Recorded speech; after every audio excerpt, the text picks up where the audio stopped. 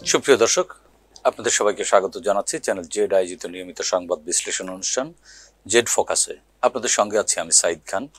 আলোচনার জন্য প্রতিদিনের মতো আজও আমাদের সাথে একজন অতিথি রয়েছেন। আমাদের সাথে আছেন এবি পার্টির মহাসচিব মজিবুর রহমান মঞ্জু ভাই। মজিবুর রহমান মঞ্জু, আপনাকে স্বাগত জানাচ্ছি আজকের আলোচনায়। দর্শক, আপনারা জানেন জেড ফোকাসে আমরা প্রতিদিনই কোনো না কোনো বিশেষ সংবাদ ধরে বিশ্লেষণ করে থাকি, অতিথির মুখ থেকে আলোচনা শুনে। আজও আমাদের হাতে দুই তিনটি গুরুত্বপূর্ণ খবর রয়েছে, এগুলো নিয়ে আলোচনা শুনবো। শুরুতেই যে সংবাদটি নিয়ে আলোচনা শুনতে চাই, মজিবুর রহমান মঞ্জু ভাই, আপনি তো নিশ্চয়ই দেখেছেন পঞ্চদশ সংশোধনী অবৈধ ডিক্লেয়ার করে আজকে উচ্চ আদালত রায় দিয়েছে এবং এটি একটি রিট ছিল। এই আদেশের মাধ্যমে বাংলাদেশের রাজনীতিতে নতুন কোনো মোড় বা রাজনীতি বা গণতন্ত্রের জন্য নতুন কোনো পথ সুগম হলো কিনা? না, এটা নিয়ে তো আমরা অনেকদিন থেকে আশাবাদী ছিলাম, এরকম একটা রায় আসবে, এটা এক্সপেক্টেড প্রথমত।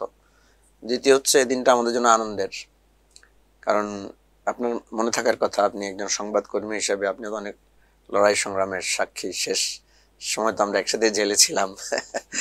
তো আপনার তত্ত্বাবধায়ক সরকার তো আমাদের অনেক রক্তের, অনেক ত্যাগের বিনিময়ে তৈরি করা একটা জিনিস, অনেক আকাঙ্ক্ষার, একটা প্রত্যাশার জায়গা থেকে সংবিধানের এই পঞ্চদশ সংশোধনী যেটা করে আমাদের আমাদের চেতনার উপর আঘাত করা হয়েছিল, নির্বাচনী ব্যবস্থাকে ধ্বংস করে, নির্বাচনী ব্যবস্থাটাকে অ্যাকচুয়ালি যে জিনিসটা 90-এর থেকে একটা যাত্রা শুরু করে পরপর এরপর 4টা নির্বাচন, যেখান থেকে হওয়ার কথা ছিল যে আস্তে আস্তে আমরা গণতান্ত্রিক ধারায় ফিরে আসবো, একটা সময় এসে আমাদের এমনিতেই তত্ত্বাবধায়ক সরকার ব্যবস্থা নাও লাগতে পারে, কারণ গণতান্ত্রিক চর্চায় আমরা অভ্যস্ত হয়ে যাব। কিন্তু দেখা গেল উল্টো, তত্ত্বাবধায়ক সরকার ব্যবস্থাপনাটাকেই আস্তে আস্তে বিতর্কিত করা হয়েছে এবং লাস্টে এসে তো একটা অপ্রাসঙ্গিকভাবে এই তত্ত্বাবধায়ক সরকার বিলটা বাতিল করা হয়েছে। এবং এই যে পঞ্চদশ সংশোধনী যেটা এসেছে, যেই কথাটা আমরা অনেক আগ থেকে বলছিলাম যে এই বাংলাদেশের ফ্যাসিবাদের সমস্যার উত্তরণটা হয়েছে এই পঞ্চদশ সংশোধনী দিয়ে। এবং নির্বাচন ব্যবস্থাটাকে নিতে নিতে এমন 2টা মডেলের ইলেকশন হয়েছে, যে 3টা মডেলের, ধরেন আপনার 2014 একটা মডেল ইলেকশন করেছে, যে একতরফা ইলেকশন, যে প্রার্থী দরকার নাই। এবং ওই সময় প্রতিষ্ঠিত হয়েছে যে কুকুর বিড়াল মার্কা, আরো খারাপ করে বলছে কুত্তা বিলাই মার্কা নির্বাচন। দেখলো যে কেন্দ্রগুলোতে আপনার মানুষ বিড়াল, শত শত কেন্দ্র দেখা গেছে লোকই নাই, ফাঁকা। তাহলে এই 153টা আসনে বা 154টা আসনে সম্ভবত যে বিনা প্রতিদ্বন্দ্বিতায় 153 আসনে বিনা প্রতিদ্বন্দ্বিতায় নির্বাচন হয়েছে। এটা একটা মডেল। পৃথিবীর কোথাও এই ধরনের মডেল ইলেকশন, আপনি যত খারাপ স্বৈরাচার তো আছে পৃথিবীতে আরো। সেকেন্ড যেটা আমরা দেখলাম 2018-তে, আপনার একটা পোস্টার লাগাতে দেওয়া হয় নাই এবং বিরোধী দলের সর্বোচ্চ সংখ্যক প্রার্থীদেরকে মারা হয়েছে, আহত করা হয়েছে এবং অনেককে জেলে। আমরা তখন প্রত্যক্ষভাবে ইলেকশন প্রসিডিউরের মধ্যে আমি ছিলাম। 2018-র যে জাতীয় ঐক্য ফ্রন্ট যেটা তৈরি হয়েছে, এটার পেছন থেকে আমরা এখানে কাজ করেছি। তো সেখানে আমরা দেখলাম একটা বৃহত্তর অ্যালায়েন্স তৈরি করা হয়েছে। সেই অ্যালায়েন্সকে তারা এত ভয় পেয়েছে যে একটা প্রার্থীকে এলাকায় মুভ করতে দেয় নাই। এবং এই বিশ্ব মানবতা, মানবাধিকার সংস্থা কোথায়, কেউ কিন্তু আমাদের পাশে এসে দাঁড়ায় নাই। আলটিমেটলি কনসার্ন শো করেছে টুকটাক।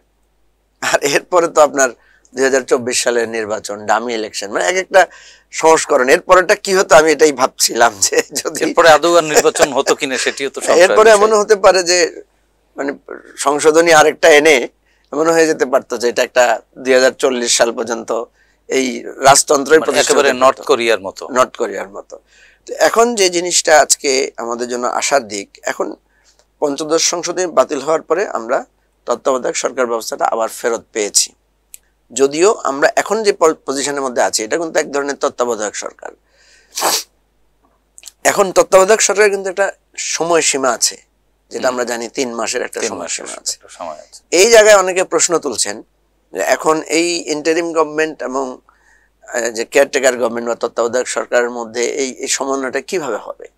প্রথমত হচ্ছে যে এই সরকার কি তাহলে ইলেকশন করবে, না আরেকটা নতুন তত্ত্বাবধায়ক সরকার হবে, নির্বাচনকালীন একটা তত্ত্বাবধায়ক সরকার হবে। আবার এই সরকারের তো গতকালকে আমরা দেখলাম যে এক ধরনের রোড ম্যাপ তারা প্রফেসর ইউনূস একটা আবছা একটা রোড ম্যাপ উনি দিয়েছেন, যতটুকু হোক দিতে চাচ্ছিলেন। এক ধরনের নির্বাচনের পথে, এক ধরনের নির্বাচনের কথাটা উনি গিয়েছেন, কারণ অনেকের মধ্যে একটা শঙ্কা তৈরি হচ্ছিল যে ইলেকশন কি আদৌ হবে বা কতদিন আগে পরে কি হবে? লোকাল ইলেকশন হবে না ন্যাশনাল ইলেকশন হবে, এটা নিয়ে একটা ধোঁয়াশা আছে। এখন প্রসঙ্গটা যেটা দাঁড়াচ্ছে, এটা আগামী, আমার কাছে মনে হয় আগামী কয়েকদিন আমাদেরকে এটা নিয়েই খুব বিতর্কের মধ্যে থাকতে না, হবে। সেক্ষেত্রে আপনি একজন সচেতন রাজনীতিক হিসেবে আপনার মনে যে কোশ্চেন, সাধারণ মানুষের মনে কিন্তু আরো শক্তভাবে এই কোশ্চেনটি রেইজ করেছে যে যেহেতু তত্ত্বাবধায়ক সরকার ফিরবার একটা পথ ক্রিয়েট হয়েছে, তাহলে এই রায় যদি, আজকের যে রায় হলো, এই রায় বাস্তবায়ন করলে তো এই অন্তর্বর্তীকালীন সরকার কি নতুন করে তত্ত্বাবধায়ক সরকারের ফরম্যাটে যাবেন কি না? কারণ এই সরকারটিও নির্বাচিত সরকার না, যদিও রক্তের ম্যান্ডেট নিয়ে এই সরকার এখন রাষ্ট্র পরিচালনার দায়িত্বে রয়েছেন, কিন্তু নির্বাচন তো নির্দলীয় তত্ত্বাবধায়ক সরকারের অধীনে হতে হবে। সেক্ষেত্রে পরবর্তী ইলেকশনের জন্য, ইলেকশনকে লক্ষ্য করে এই অন্তর্বর্তীকালীন সরকার কি তত্ত্বাবধায়ক সরকারে মার্জ হবেন কিনা, না তারাই আরেকটি এই বিতর্কগুলো হবে আমাদের সামনে। কিন্তু এখানে একটা মৌলিক কথা আপনাকে বলি। প্রথম কথা হচ্ছে, এই ইন্টারিম গভর্নমেন্ট তো কোনো সাংবিধানিক বাধ্যবাধকতার অধীন না। কিন্তু তারা তো সাংবিধানিক ভাবেই কিন্তু তারা ওথ নিয়েছে। হ্যাঁ, এই জায়গাটায় আপনার এই বিতর্কটা যতক্ষণ পর্যন্ত কনস্টিটিউশন অ্যামেন্ড করা না হবে, যতক্ষণ পর্যন্ত এই ইন্টারিম গভর্নমেন্টকে একটা স্ট্যাটাস দেওয়া না হবে, সংবিধান সংশোধনের একটা আলোচনা তো চলছে, সংবিধানকে রিফর্ম করার বা সংবিধান একটা সংশোধনী আনার বা পুনর্লিখন করার একটা ব্যবস্থাপনা তো চলছে, যতক্ষণ পর্যন্ত এই জিনিসটা না হচ্ছে ততক্ষণ কিন্তু এই বিতর্কটা থাকবে যে এই সরকার আধা সাংবিধানিক আধা বিপ্লবী এ ধরনের ক্যারেক্টার থাকবে। এটা হয়, আপনি দেখেছেন তো আপনার ইয়েতে যে সম্প্রতি যে আরেকটা রাষ্ট্রে পলায়নের ঘটনা ঘটলো সিরিয়াতে, সেখানেও কিন্তু এক ধরনের কনস্টিটিউশনাল মানে এই আলাদাগুলো ব্যাপার আছে। সেখানে একটা সশস্ত্র যুদ্ধ হয়েছে ধরতে গেলে। বাংলাদেশও তো ধরেন 71 সালে কি হয়েছে, সশস্ত্র যুদ্ধ হয়েছে, সশস্ত্র যুদ্ধের পরে একটা সরকার এসেছে। সেই সরকার কোন সংবিধান ফলো করেছে? যতক্ষণ পর্যন্ত নতুন সংবিধান না হচ্ছে ততক্ষণ পর্যন্ত তো এক ধরনের, যেমন আপনার প্রিভিয়াস কনস্টিটিউশনকেই কিন্তু এক ধরনের ফলো করা। কিন্তু এখানে মঞ্জু ভাই আরেক ধরনের 71-এর কনস্টিটিউশনের বিতর্কে বা 72-এর কনস্টিটিউশনের আলোচনায় যখনই আমরা যাই, যে 72-এর সংবিধান লিখেছেন কিন্তু পাকিস্তানের যে জাতীয় ইলেকশন 70-এর সাধারণ নির্বাচনে যারা জিতেছেন সেই পার্লামেন্টারিয়ানরাই কিন্তু এটি প্রণয়ন করেছেন। আমি আপনাকে এই জায়গাটা কিন্তু অমীমাংসিত। আমি আপনাকে সেটাই বলছি, যে কোনো বিপ্লব বা পরিবর্তনের জায়গাটায় একটা হচ্ছে স্পষ্ট করে বিপ্লব করা। বিপ্লব মানে কিন্তু একেবারেই উল্টে পাল্টে দেয়া। বিপ্লব মানে হচ্ছে রাত আর দিনের মতো। হ্যাঁ, তা এখন আমাদের এই জায়গাটাতে কথা হচ্ছে, আমরা কিন্তু একদিকে সংস্কারের কথা বলছি, আরেকদিকে বিপ্লবের কথাও বলছি। প্রফেসর ইউনূস কিন্তু বিপ্লব কথাটা বারবার বলছেন, কিন্তু আবার উনি বলছেন সংস্কার। সংস্কার কিন্তু হচ্ছে জাস্ট রিপেয়ার করা, বা আপনার একটু যেই ফরম্যাটটা আছে এটার মধ্যে খারাপ দিকগুলো বাদ দিলাম, ভালো দিকগুলো রাখলাম, সংযোজন বিয়োজন করা। বিপ্লব কিন্তু সংযোজন বিয়োজন নতুন করে করা। বিপ্লব হচ্ছে একেবারেই নতুন, আমরা যেটাকে বলছি সেকেন্ড রিপাবলিক, যে আমি ফার্স্ট রিপাবলিক ফেল করেছে, সেকেন্ড রিপাবলিক আমি ডিক্লেয়ার করলাম, এবং এই সেকেন্ড রিপাবলিকের বিষয়টা আমি কিভাবে জনসম্পৃক্ততা নিয়ে করব সেটা আলাদা বিষয়। এই ধোঁয়াশাটা প্রকট হবে যদি আমাদের স্বপ্ন বাস্তবায়ন না হয়। আর যদি আপনি স্বপ্ন বাস্তবায়ন করতে পারেন সবকিছু, কেউ কিন্তু আপনাকে প্রশ্ন তুলবে না। আপনি তো জানেন যে আপনার ড্রাইভার যদি আপনাকে ঠিকঠাক মতো অ্যাক্সিডেন্ট ছাড়া সে যদি আপনাকে রাইট টাইমে আপনার অফিসে নিয়ে পৌঁছায়, মাঝখানে অনেক ফ্লস করে, সে ভায়োলেশন করে, আপনি তখন বলেন যে না ঠিক আছে, কিন্তু যখনই সে আপনাকে টাইমলি পৌঁছাতে পারে না তখন আপনি বলেন তুই ওই জায়গায় প্রপারলি গাড়ি চালাস নাই কেন, তুই তোর টাইম মেইনটেইন কর, তখন আপনি তার দোষটা ধরেন। একজন রাজনীতিবিদ হিসেবে কি আসলে আপনার এই গাড়ির ড্রাইভারের উপরে আপনি আস্থা রাখতে পারছেন কিনা? বা আপনি নিজেই বলেছেন যে এক ধরনের ধোঁয়াশা, এই ধোঁয়াশাতেও রাজনৈতিক দলগুলোর মধ্যে যে ভুল বোঝাবুঝি শুরু হয়েছে এই সরকারের সাথে, একেবারেই যে সম্পর্ক ভালো সেটিও বলা যাবে না, আবার সম্পর্ক নেই সেটিও বলা যাবে না। এই দ্বিধাদ্বন্দ্বের জায়গাটুকু দূর হওয়া সম্ভব কিনা আপনি কি আশাবাদী? এখানে যেটা হচ্ছে সাইদ খান, আমরা সবাই কিন্তু এই প্রক্রিয়ার মধ্যে আটকে গেছি। আমরা কেন আটকে গেছি আমি আপনাকে বলি। আমরা যদি বলি যে আমরা যে বিপ্লবটা করেছি, আমরা যে রাজপথে নেমে এসে স্বৈরাচারকে পালিয়ে যেতে বাধ্য করছে, এটা তো কনস্টিটিউশনাল প্রসেসে হয়নি। কেন হয় নাই? গভর্নমেন্ট কনস্টিটিউশনাল প্রত্যেকটা প্রসেস ব্লক করে দিয়েছে এবং কনস্টিটিউশন আমাকে বাধ্য করেছে। ধরেন রাতের বেলায় ভোট তো কোনো কনস্টিটিউশনাল প্রসেসে হয় নাই। আপনি যে 18 সালে কাউকে নামতে দেন নাই রাস্তায়, মেরেছেন, ডামি প্রার্থী দিয়েছেন, এরশাদ সাহেব নমিনেশন উইথড্র করেছেন তাকেও এনে আপনি বৈধ করে তাকে দিয়ে ইলেকশন করিয়েছেন। আপনি মানে এই যে ফ্লজ, আপনি কোটি কোটি টাকা বাংলাদেশ থেকে পাচার করে দিয়েছেন, লক্ষ কোটি টাকা। তো আমি কথা হচ্ছে যে আপনি তো এই দেশের সমস্ত প্রতিষ্ঠানকে ধ্বংস করে দিয়েছেন। রাস্তায় নেমে যে আমরা প্রতিবাদ করব, সেই প্রতিবাদের পথ বন্ধ করে দিয়েছেন। দেখেন, আমি একটা কথা খুব ইন্টারেস্টিংলি বলি, আমার মনে পড়ে আমি তখন বিভিন্ন সমাবেশগুলোতে বলতাম যে শেখ হাসিনা, আপনি বিএনপিকে রাস্তায় নামতে দিচ্ছেন না, জামাতকে রাস্তায় নামতে দিচ্ছেন না, আমাদের মতো নতুন দল আমাদেরকেও রাস্তায় নামতে দিচ্ছেন না। তা আপনি তো আমাদেরকে চেনেন শত্রু হিসেবে, এই জন্য আপনি আমাদেরকে বাধা দিচ্ছেন, টিয়ার গ্যাস মারছেন, গুলি করছেন, জেলে নিয়ে যাচ্ছেন, গুম করে ফেলছেন। আমাদেরকে গুম করে ফেলে দিলে কি আপনার শেষ রক্ষা হবে? আমাদেরকে তো আপনি শত্রু হিসেবে চেনেন, কিন্তু আপনি আমাদেরকে যখন বধ করে ফেলবেন, আপনার এমন শত্রু আসবে যাদেরকে আপনি চেনেন না, কখনো নামও শুনেন নাই। তা আমি মনে করি শেখ হাসিনাকে যদি জিজ্ঞেস করা হয়, আজকের যুগে যারা বিপ্লব করেছে বা যাদেরকে আমরা ফেসে দেখছি নেতা হিসেবে, বিপ্লব তো সবাই মিলে করেছে, তো যাদের নাম আমরা শুনছি, হাসনাত আবদুল্লাহ, সার্জিস আলম, মাহফুজ আলম, আপনার নাসের, যাদের নাম এগুলো কি বলেন শেখ হাসিনার নাম শুনেছে কখনো এদেরকে? শেখ হাসিনা কখনো চেনে এদেরকে? এদের হাতেই তো তার পতন হয়েছে। মানে আমরা যদি মানে খুব স্কুইজ ভাবে দেখি, এবং তারা গোকুলেই বেড়েছে, তারা গোকুলেই বেড়েছে, ঠিক আছে না? তাহলে আপনি দেখেন, যেমন সার্জিসকে বলা হয় সে ছাত্রলীগেই ছিল, সেটাই বললাম, হ্যাঁ, গোকুলেই বেড়েছে। তাহলে আপনি সমস্ত কনস্টিটিউশনাল প্রসেস তো ব্লক করে দিয়েছেন, ফলে আমাদেরকে একটা আনকনস্টিটিউশনাল প্রসেসে যাইতে হয়েছে। এটাতে শুধু ডক্টর ইউনূস আনকনস্টিটিউশনাল ওয়েতে যায় না, আমরা সবাই গিয়েছি, সবাই, গোটা জাতি, এবং আমরা যেতে বাধ্য হয়েছি। তো এখন আপনি আপনাদের প্রেস ক্লাবের কথাই ধরেন, আপনি সব বাদ দেন, প্রেস ক্লাবকেই তো আপনি ব্লক করে দিয়েছেন। আপনি কোনো একটা জায়গায় নিয়ম নীতির বালায় রাখেন না। হাইকোর্ট বললে তো, সুপ্রিম কোর্ট বললে তো মানুষের ঘৃণা তৈরি হয়েছে, এবং অনেকে শেষ পর্যন্ত বলতো যে high court, supreme court, Mujib court সব এক। এই জায়গায় দাঁড়িয়ে আমরা কিন্তু এখানে ডক্টর ইউনূস আর আমাদের অস্তিত্ব আলাদা না, বা বৈষম্য বিরোধী ছাত্র ঐক্য বা আমাদের আলাদা না। আমরা কেউ যদি বলি, আমরা যদি প্রশ্নবিদ্ধ করি এই সরকারকে, প্রশ্নবিদ্ধ আমরা সবাই, এই আন্দোলনটাই প্রশ্নবিদ্ধ হবে তখন। সুতরাং এই জায়গায় আমাদেরকে ঐক্যবদ্ধ হয়ে একটা কনস্টিটিউশনাল চেঞ্জের জায়গায় এক জায়গায় দাঁড়াইতে হবে। এই আন্দোলনটা এই সরকারকে একটা ফ্রেমওয়ার্কের মধ্যে আনতে হবে। কিন্তু যদি মঞ্জু ভাই সংস্কারের কথা বলেন, সংস্কার তো একটি চলমান প্রক্রিয়া, দীর্ঘ সময়ের ব্যাপার। সংস্কার আমি আসলে মনে করি কি জানেন, সংস্কার মানে কি আসলে আমাদের দেশে তো এখন সংস্কারের চাইতেও বেশি গুরুত্বপূর্ণ হচ্ছে আমার যে রাইটসটা আছে, সিভিল রাইটস, আমার যে রাইটসটা এখানে বলা আছে সেটাই তো আমি পাচ্ছি না। সে ফর এক্সাম্পল ধরেন, রাস্তা দিয়ে আনঅথরাইজড পার্কিং থাকবে না, রাস্তা দিয়ে এক লেনে গাড়ি চলবে, এটা তো আমাদের আইনে আছে। তো এই আইন তো সংস্কার করার দরকার নাই, এই আইনটা প্রতিপালন করলেই তো আমার এফেক্টিভ একটা সংস্কার আমি দেখতে পারবো। আপনি রাস্তায় নেমে দেখবেন কি ব্যাপার, সব এক লেনে চলতেছে, আনঅথরাইজ কোনো পার্কিং নাই, কেউ অযথা হর্ন দিচ্ছে না, কেউ ওভার স্পিডে গাড়ি চালাচ্ছে না। এই আইনগুলো, এই বিধিবিধানগুলো আমাদের ট্রাফিক আইনে তো আছে, এক ধরনের সংস্কার। এই জন্য আমি বলছি আপনাকে সংস্কার হচ্ছে সেকেন্ড স্টেপ। ফার্স্ট স্টেপ হচ্ছে আমার যেটা রাইটস আছে সেটাকে প্রিভেল করা। আপনি যদি এই রাইটসটা প্রিভেল করেন, পিপল মনে করবে যে না, আমি তো একটা বিরাট চেঞ্জ দেখতে পাচ্ছি, সে এটাকে প্রথমত সংস্কার মনে করবে। এরপরে যেটা বেসিক সংস্কার দরকার সেটা হচ্ছে যে জিনিসটা আমাদের মাথার মধ্যে কাজ করতেছে, যে prime minister all in all.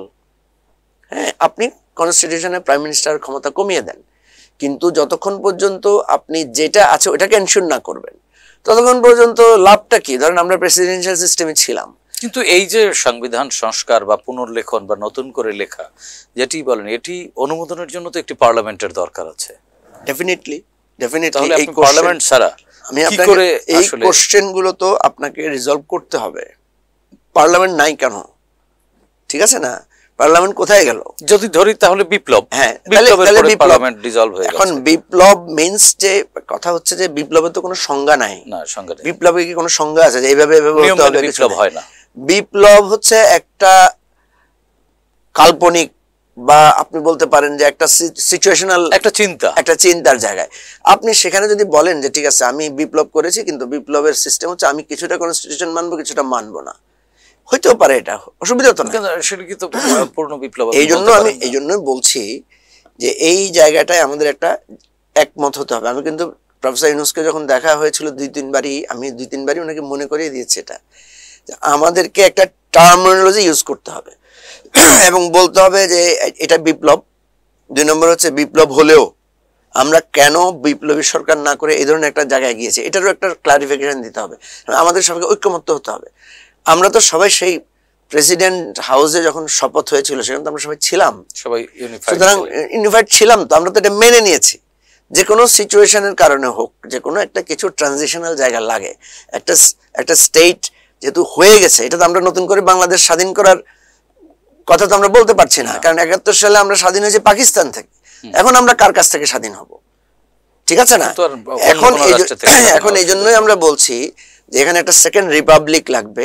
Second রিপাবলিকের জায়গায় আমরা যে যে উইকনেস গুলো আছে, দেখুন আসিফ নজরুল কিন্তু বলেছে যে আমাদের এটা ত্রুটি হয়েছে। ওয়েল, আপনার ত্রুটি হয়েছে, আপনি ত্রুটি ধরে রাখবেন? তাহলে ত্রুটিকে তো সংশোধন করবেন।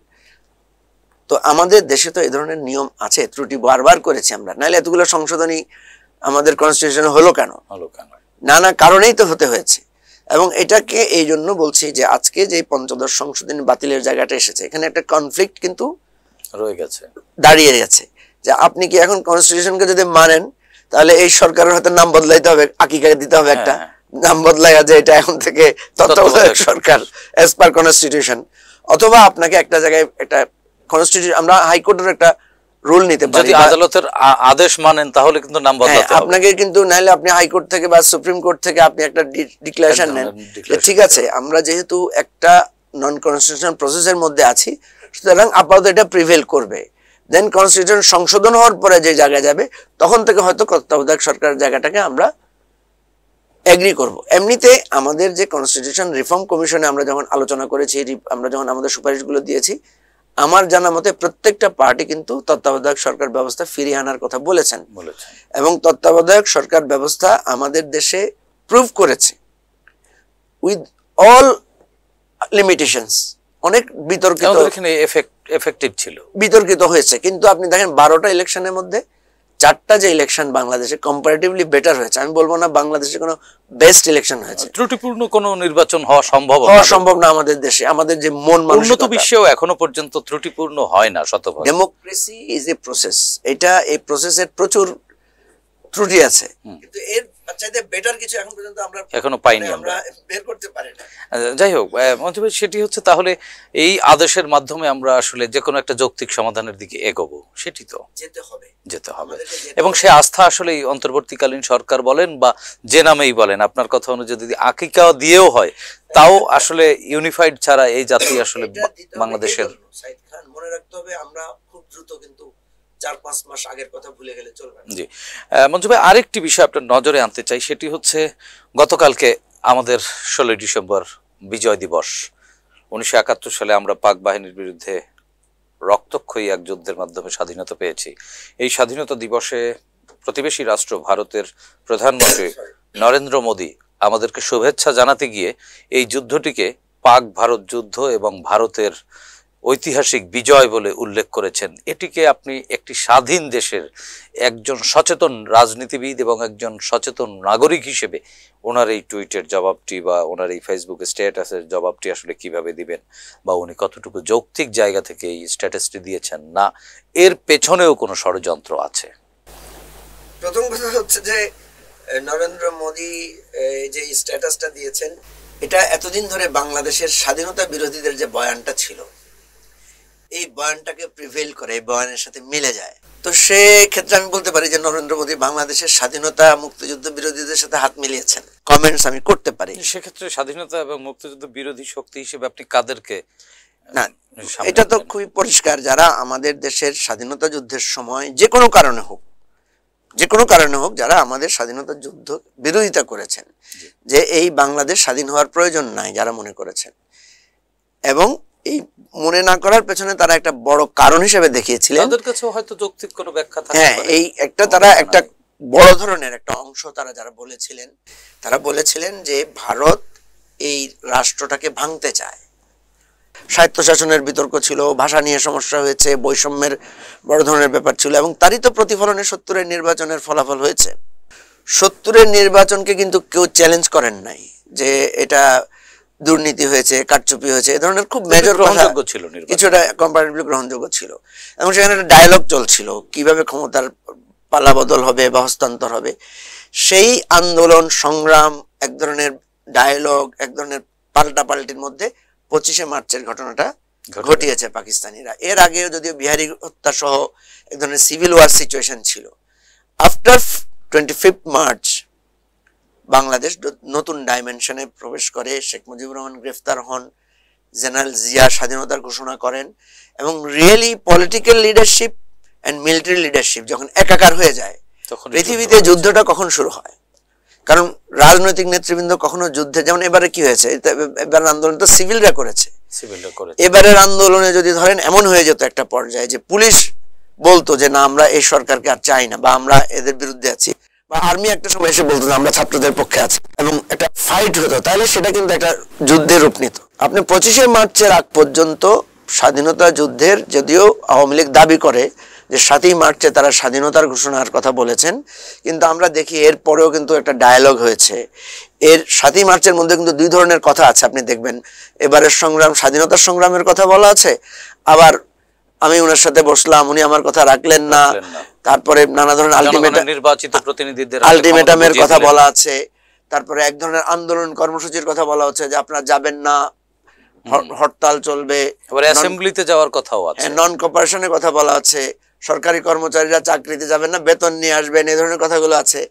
তো সুতরাং হিস্ট্রি যেটা বলে, রিয়েল যুদ্ধটা 26শে মার্চের যে ঘোষণা, সেখান থেকে কিন্তু এটা নতুন মাত্রাটা লাভ করেছে, আনুষ্ঠানিক যুদ্ধ যদি বলা হয়, যুদ্ধ লাগছে। এখন দেখেন বাংলাদেশে যারা, মানে ধরেন আমি আপনাকে স্পষ্ট করেই বলি, ধরেন জামাত ইসলামী বা মুসলিম লীগ বা নেজামে ইসলামী, এই ধরনের পার্টিগুলো আছে, তারা কিন্তু স্পষ্ট করে তখন রেজ করেছিল যে এই যে যুদ্ধটা হচ্ছে, এটা কিন্তু ভারতের এখানে একটা অংশীদারিত্ব আছে, এবং এই যুদ্ধ ভারতই নেতৃত্ব দিচ্ছে, এবং মুক্তিযুদ্ধের যেই আপনার সারেন্ডারটা হয়েছিল, সেখানে বলা হয়েছিল যে আমাদের এই সারেন্ডারটা আমরা ভারতের কাছে কেন করব, ভারতের সেনাবাহিনী প্রধানের কাছে কেন করবো, এই ধরনের কথাগুলো এসেছিল। তো আজকে মোদি যে কথাটা বললেন যে ভিক্টরি অফ, মানে সে তাদের নিজস্ব ইন্ডিয়ান হিস্ট্রি ভিক্টরি তাই সে বলছে, এর আগেও কিন্তু এই ধরনের কথা ইন্ডিয়ানরা বলার চেষ্টা করেছে, কিন্তু এবারে প্রধানমন্ত্রী সরাসরি বলেছেন। এই জন্য আমি বলছি যে সামহাউ এটা ঐতিহাসিকভাবে ইন্ডিয়ানের প্রধানমন্ত্রীর বক্তব্য আর ওই সময়কার যারা আশঙ্কা করেছিলেন তাদের সাথে এটা মিলে যায়, এটা একটা ব্যাপার। 2 নম্বর বিষয় হচ্ছে যে এটা আমাদের মুক্তিযুদ্ধ এবং স্বাধীনতার ব্যাপারে একটা বিরাট, আমি মনে করি যে এটা একটা হুমকির কথা উনি বলেছেন। কেন বলেছেন আমি আপনাকে বলি, সাইদ খান, আমরা তো পাকিস্তানিদের দ্বারা নির্যাতিত হয়েছি, বৈষম্যের শিকার হয়েছি, সর্বশেষ একটা গণহত্যার শিকার হয়েছি, এবং সেই গণহত্যার আপনার কাউন্টারে যখন ইন্ডিপেন্ডেন্স ডিক্লেয়ার করা হলো, একটা ছায়া সরকার কিন্তু করা হয়েছে, প্রবাসী সরকার করা হয়েছে, এবং আন্তর্জাতিক স্বীকৃতি, বিশ্ব 2 বলয়ে ভাগ হয়েছে, আর্মি গঠিত হয়েছে, আমাদের একটা পাল্টা আর্মি গঠিত হয়েছে, এবং 2 পক্ষে যুদ্ধ হয়েছে, যুদ্ধ শেষে 2 পক্ষে আবার একটা আত্মসমর্পণের ঘটনা ঘটেছে। এখন প্রশ্ন হলো, একটা স্বাধীন রাষ্ট্র জন্ম নেওয়ার পরে আপনি হয়তো, হ্যাঁ এখন আমরা বুঝতে পারছি আপনি আমাদের প্রতি দয়া করে, বা আমরা যে নির্যাতিত হয়েছি, আমরা যে আপনাদের প্রতিবেশী নির্যাতিত হয়েছি, এই প্রতিবেশী সুলভ মন থেকে আপনি আমাদেরকে সাহায্য করেন না, ভিন্ন উদ্দেশ্য, আপনি আমাকে ট্রেনিং দেন না, আপনার একটা ভিন্ন উদ্দেশ্য ছিল, হতে পারে। আমার যেটা স্বার্থ ছিল স্বাধীনতা অর্জন, সেটা তো আমি করেছি, আপনি আমাকে সাহায্য করেছেন, আপনার হয়তো একটা মনের ভিতরে একটা কূটবুদ্ধি ছিল, কূট কৌশল ছিল, আমি হয়তো জানতাম, তারপর আমি আপনার সাহায্য নিয়েছি, কারণ আমার শত্রুর মোকাবেলা করার জন্য আমার আপনার সাহায্যের দরকার। Enemy is my friend, right. আবার আপনি দেখবেন যারা মুক্তিযুদ্ধ করেছেন তাদের মধ্যে একটা অংশ কিন্তু ভারতের সম্প্রসারণবাদের বিরোধী ছিল। আপনি আমাদের স্বাধীনতা যুদ্ধের মূল স্বপ্নদ্রষ্টা তো বলা হয় মৌলানা ভাসানীকে, উনি তো আগাগোড়াই ভারতের সম্প্রসারণবাদের বিরোধী ছিলেন। মেজর জলিলের কথা আমরা জানি, যিনি প্রথম বিদ্রোহ করেছেন ভারতীয় বাহিনীর সাথে, তাহলে তারা তো ভারতের সহযোগিতা নিয়ে মুক্তিযুদ্ধ করেছেন, কিন্তু আবার ভারতের বিরুদ্ধে তারা দাঁড়িয়েছেন। জিয়াউর রহমান ভারতের বিরুদ্ধে দাঁড়িয়েছেন। ইভেন অনেকে বলেন, বা এটা ঐতিহাসিকভাবে সত্য, যে শেখ মুজিবুর রহমান ভারতীয় সেনাবাহিনীকে এখান থেকে সরানোর জন্য উনিও একটা স্ট্রং পজিশন নিয়েছেন। তা আমি যদি এই দিক থেকে দেখি যে আওয়ামী লীগ বা শেখ মুজিবুর রহমান ওনারা জানতেন ভারত এখানে একটা সম্প্রসারণবাদী চিন্তা করছে, সে এটাকে তার একটা রাষ্ট্রকে ভাঙার জন্য সে সাহায্য করেছে, কিন্তু আমি পাকিস্তানকে মোকাবেলা করার জন্য আমি ভারতের সাহায্য নিয়েছি।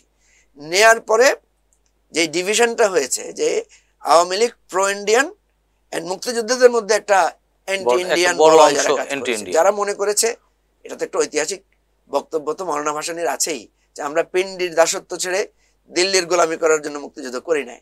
সো আমি যেটা মনে করি এখানে এখানে যেটা যারা স্বাধীনতার বিরোধিতা করেছিলেন ইন্ডিয়ার ভয়কে সামনে এনে, তাদের সাথে এখানে একটা মৌলিক পার্থক্য, যে আমরা ওদের সাথে করেছি দেশটাকে স্বাধীন করার জন্য, ইন্ডিয়ার দাস হওয়ার জন্য না। তো সুতরাং এখানে যদি ওনারাও এই স্ট্র্যাটেজিতে আসতেন তাহলে তো শক্তিটা আরো বেশি হতো। ওনারা আসেন নাই। বাট এখানে দেখেন একটা জটিল সমীকরণ। ওনারা এখন বলছেন যে দেখেন আমরা যে আশঙ্কা করেছিলাম সেটা সত্য হয়েছে।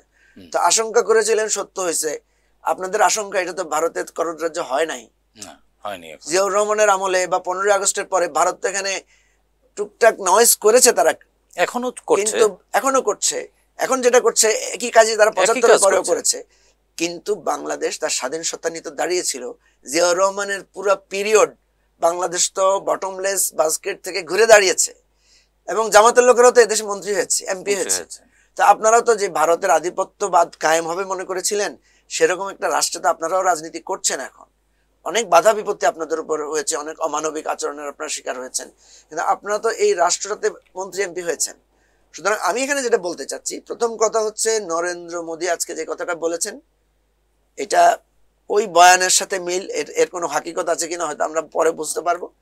দ্বিতীয় হচ্ছে অ্যাপারেন্টলি আমি মনে করছি নরেন্দ্র মোদীকে মানসিক চিকিৎসা দেওয়া দরকার। সরি টু সে, একজন রাজনীতিবিদ হয়ে আরেক রাজনীতিবিদকে আমি এটা বলতে পারি না। আপনি দেখেন কোন সভ্যতা ভব্যতার সাথে মিল হয় না। উনি আজকে যে স্ট্যাটাস মানে প্রসব করেছেন, মানে শুভেচ্ছা জানাতে গিয়ে নিজের রাষ্ট্র বানিয়ে ফেললেন। হয় উনি মানে যে ইংরেজিটা লিখেছেন সেটা উনি তাড়াহুড়া করে লিখেছেন, অথবা উনি না বুঝে লিখেছেন, অথবা ডেলিভারেটলি লিখেছেন ইচ্ছা করে এটা একটা উস্কানি দেওয়ার জন্য। Very unfortunate. বাংলাদেশের নাগরিকদের পক্ষ থেকে আমরা তীব্রভাবে এটার প্রতিবাদ জানাই। আমাদের স্বাধীনতা যুদ্ধ আমাদের যুদ্ধ, আমাদের অর্জন। আজকে 2024 শুনেন, আমি একটা কথা বলি, আজকে আপনার এখানে ফরচুনেটলি আসছি বলে বলছি। 1947 হচ্ছে আমাদের ভিত্তি, 1952 হচ্ছে আমাদের মাথা তুলে দাঁড়ানো, 1971 হচ্ছে আমাদের পুরাটা হৃদয়ে জুড়ে আমরা ধারণ করি, আর 2024 হচ্ছে আমাদের শির উঁচু করে দাঁড়ানোর আমাদের অহংকারের জায়গা। আমরা কোনোটাকেই ছাড়তে পারবো না, মানে জাতি হিসেবে। আপনি দেখেন যারা বলে 71 আমরা স্বাধীনতা পাই নাই, তো তোমরা স্বাধীনতা দিবস পালন করো কেন এখন? যারা বলে 71 আমাদের বিজয় হয় নাই, তারাই তো আমি দেখছি বিরাট করে বিজয় মিছিল করছে 71-এর। তাহলে এটা তো কন্ট্রাডিকশন না? সুতরাং 71-কে কোনো চ্যালেঞ্জ করা যাবে না। হ্যাঁ, আমি ইন্ডিয়ার সাপোর্ট নিয়েছি, ইন্ডিয়া আমাকে হেল্প করেছে, তার স্বার্থে সে করতে পারে, সেটা তার স্বার্থ। আমি আমার অর্জন করেছি, এরপর আমি ইন্ডিয়াকে বাংলাদেশে 71-এর পরে আপনি দেখেন যারাই ইন্ডিয়ার গোলামি করেছে, দাসত্ব করেছে, তারাই বাংলাদেশের রাজনীতি থেকে জিরো হয়ে গেছে, বিদায় নিয়েছে। এবং সর্বশেষ আজকে যেটা ঘটেছে, শেখ হাসিনার এত করুণ পরিণতি হতো না ডিউ টু নির্লজ্জভাবে দিল্লির দালালির জন্য তার পরিস্থিতি হয়েছে। আমি আপনার মাধ্যমে ভারতীয় নাগরিকদেরকে বলবো, জনগণকে বলবো, আপনাদের এই প্রধানমন্ত্রীর এই বক্তব্যকে আপনারা প্রত্যাখ্যান করেন। আপনাদের প্রধানমন্ত্রী একজন উগ্রবাদী লোক, তার বিরুদ্ধে আপনারা গণতান্ত্রিক আন্দোলন শুরু করেন। আশা করছি উনিও শেখ হাসিনার মতো পালাবে ভারত থেকে। আমি তো বলেছি বারবার যে বাংলাদেশে আরেকটা আয়নাঘর করতে পারি আমরা। মোদী যদি কোথাও পৃথিবীতে পালাইতে না পারে, তাহলে আমরা বাংলাদেশে তাকে একটা আয়নাঘর বানায় সেখানে আশ্রয় দিতে পারি, যদি ভারতীয় জনগণ তাকে সেখান থেকে ওই বিতাড়িত করতে পারে, আসাদের মতো, বাশার আল আসাদের মতো আর শেখ হাসিনার মতো যদি তাকে পালাইতে বাধ্য করে, তখন আমরা এটা দিতে পারি। জি, ধন্যবাদ মুজিবুর রহমান মঞ্জু। প্রিয় দর্শক, আমরাও বিশ্বাস করি আমাদের যতই বাধা আসুক, যতই ষড়যন্ত্র হোক, প্রতিবেশী রাষ্ট্রের পক্ষ থেকে যে কোনো ধরনের উস্কানিতে আমরা পা দেব না, এবং আমরা যে 24-এর বিপ্লবের মাধ্যমে যে জাতীয় ঐক্য প্রতিষ্ঠিত হয়েছে, সেই ঐক্য ধরে রেখে সুন্দর আগামীর স্বপ্নের স্বনির্ভর বাংলাদেশ বিনির্মাণে এগিয়ে যাব, সেই প্রত্যাশা ব্যক্ত করে আজকের মতো এখানেই শেষ করছি। প্রিয় দর্শক, ভালো থাকবেন, সুস্থ থাকবেন, চ্যানেল জেড এর সঙ্গেই থাকুন। খোদা হাফেজ।